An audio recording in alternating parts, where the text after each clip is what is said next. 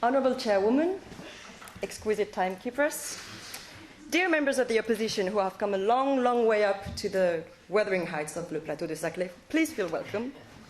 Lovely fellow members of the government, wonderful members of the jury and of the House, ladies and gentlemen. Here, here. Here.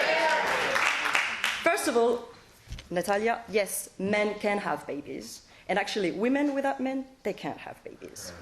Alex, Natalia, it's all very good to make men in the house, sorry, this is really a man's world, men uncomfortable to compensate.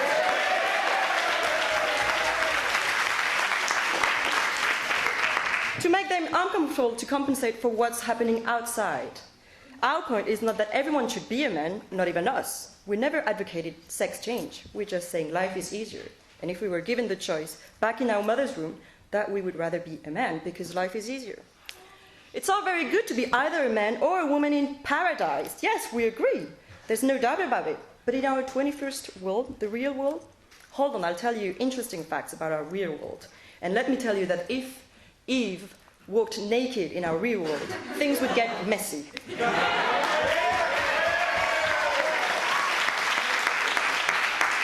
And to tell you the truth, when I see how much interest you charming ladies of the opposition have in penis, well, I'd rather be a man.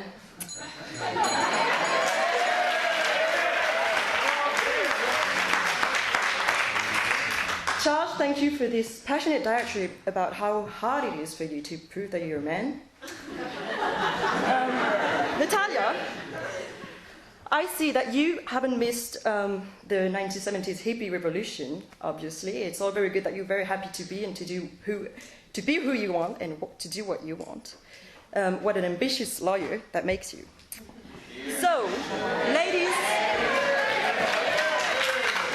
ladies and lucky gentlemen, back to the real world.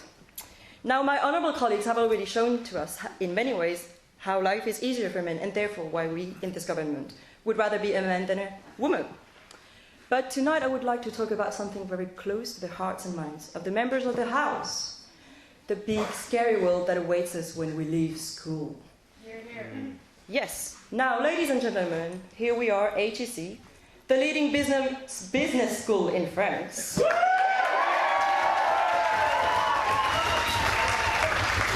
Debating against Assas, the leading law school in France. Brilliant women, and yes, sometimes even quite clever men, preparing for the big wide world. Well, what awaits us, ladies and gentlemen? Well, I'm sorry to tell you girls that there's no red carpet out there for us. Far from it. Now, I'm not going to bore the House with too many statistics here, but if I tell you the first names of the leaders in the CAC 40, Carlos, Jean-Paul, Martin, Paul, José, Georges, Axel, Louis, Pierre-Xavier, Franck, Arnaud, Bernard, Bruno, Franck, another Franck, Christophe, François-Henri, Jean-Pascal, Jean-Bernard. That was actually only 3 men. 6 names, but 3 men, let's be fair. Yeah. Guillaume, and so on and so on. If I tell you that women earn on average 25% less than men on the same job, 80% less in the financial sector, you begin to get the picture. Why is that, ladies and gentlemen? I think I know the answer. Women have to trade off. Natalia, you talk about having babies. Yes, please. Don't you believe in other forms of feminine power other than earning money?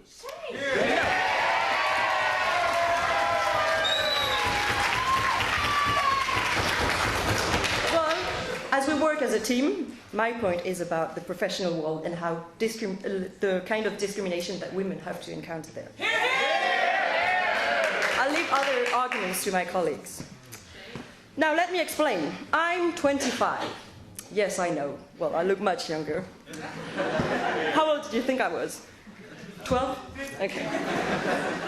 All right, I'm not graduating before like 2 years, so that makes me 27.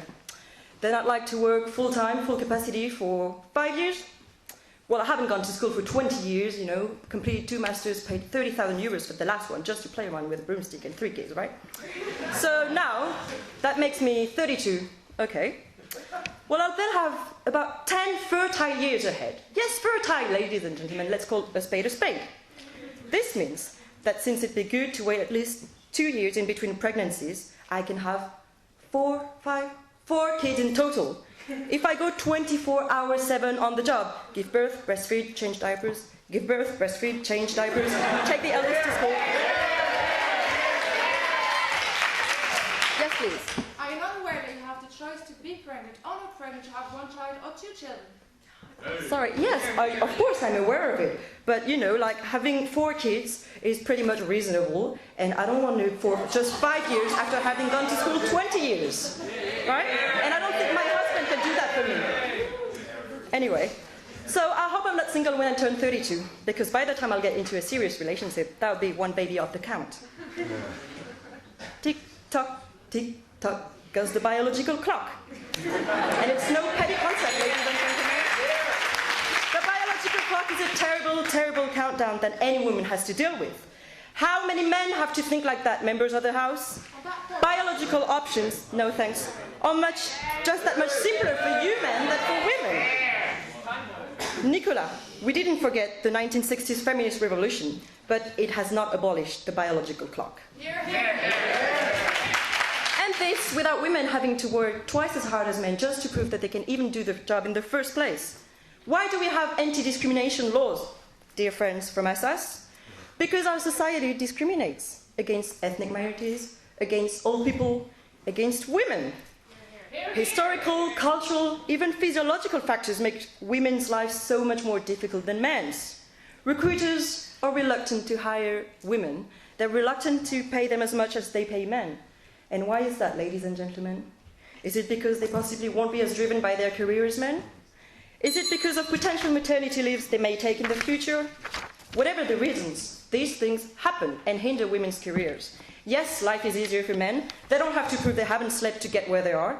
Yes, members of the House, despite all the changes that have taken over the years, and yes, despite all the changes that we hope will take place in the next future, we believe that the workplace is a man's world.